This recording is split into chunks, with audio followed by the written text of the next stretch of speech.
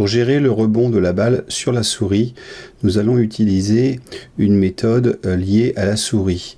On voit que dans les méthodes proposées par le PB-Ball, donc le Picture Box, il y en a une qui relève de la souris et il y en a une qui s'appelle Mouse Move.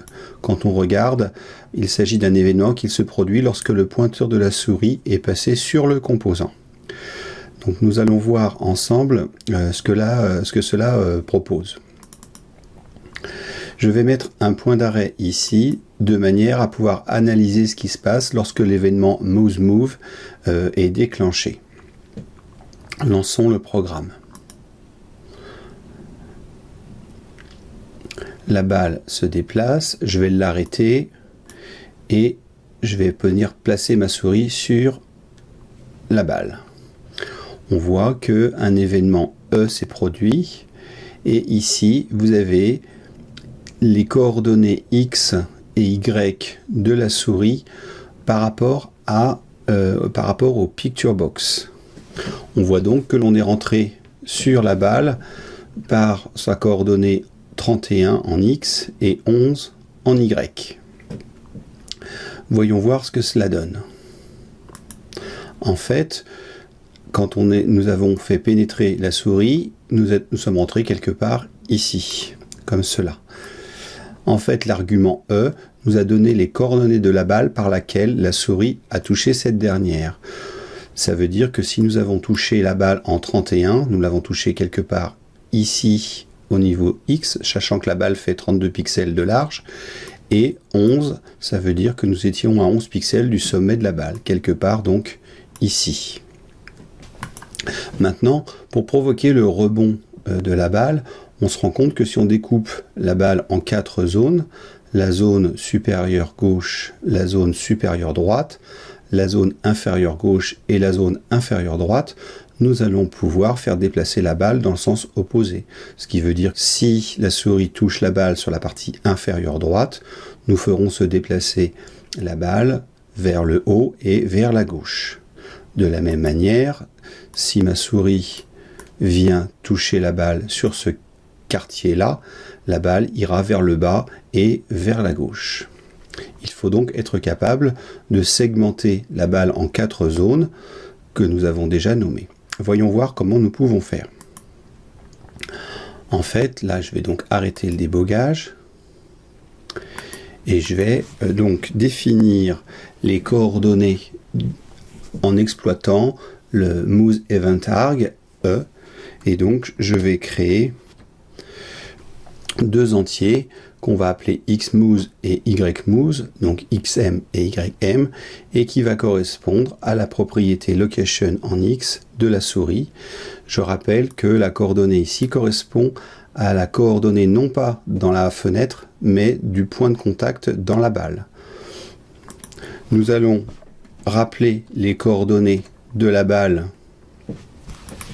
c'est-à-dire x et son location en x, et y qui sera le PB-Ball location y.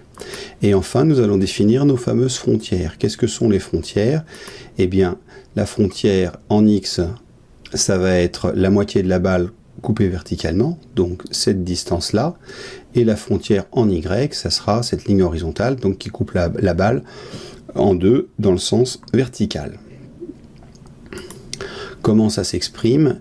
Eh bien, la frontière en x, c'est la largeur de la balle divisée par 2, et la frontière en y, c'est la hauteur de la balle divisée par 2. Ensuite, nous allons donc faire un test pour savoir si xm est plus grand ou plus petit que la frontière x, et nous allons voir si ym est plus grand ou plus petit que la frontière y. En fonction de ça, nous modifierons le sens en x ou en y. Donc regardons ce que cela peut donner. Si xm est supérieur à frontière x, à ce moment-là, ça veut dire quoi? Ça veut dire que la souris est venue se positionner dans une partie supérieure, quelque part, donc dans ce quartier-là. Oula. La souris est venue se poser quelque part dans ce quartier-là, donc telle qu'elle est représentée actuellement.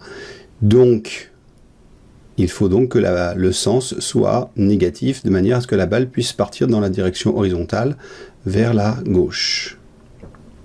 De la même manière, si la souris rentre dans le quartier supérieur, donc inférieur à la frontière en Y, à ce moment-là, il faut que la balle aille vers le bas, donc le sens Y reste positif.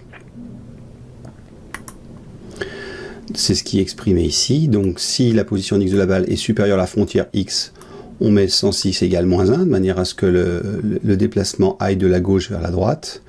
Et si la coordonnée de la souris en Y est supérieure à la frontière, à ce moment-là, on joue sur le déplacement. Enfin, il ne nous reste plus qu'à provoquer le déplacement en écrivant la nouvelle location de la balle, en tenant compte de sa position en X actuelle et en rajoutant donc le sens X et en rajoutant le sens Y. Regardons ce que cela donne. Donc là, j'arrête la balle et quand ma souris, là j'avais laissé le point d'arrêt, donc je vais enlever le point d'arrêt. Je continue, donc quand ma souris s'approche, ma souris se déplace. Et donc quand je tape sur le cadran supérieur droit, la balle va vers le bas et la gauche. Quand je vais aller sur le cadran, je vais toucher le cadran inférieur droit, la balle se déplace en haut et vers la gauche.